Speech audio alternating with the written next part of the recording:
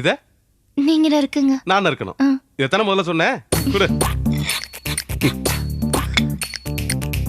விஜி, நீ எப்படி எனக்கு தொழில ஹெல்ப் பண்றியோ அது மாதிரி நான் உனக்கு சமையல் கட்டுல ஹெல்ப் பண்றேன்.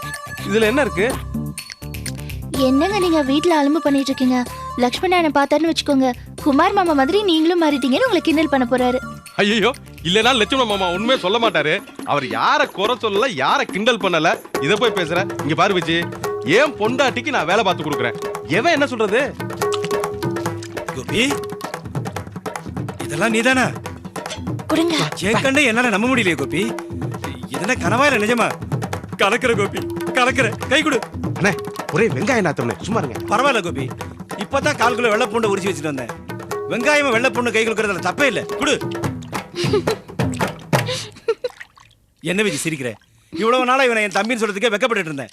ஆனா இன்னைக்கு பெருமையோட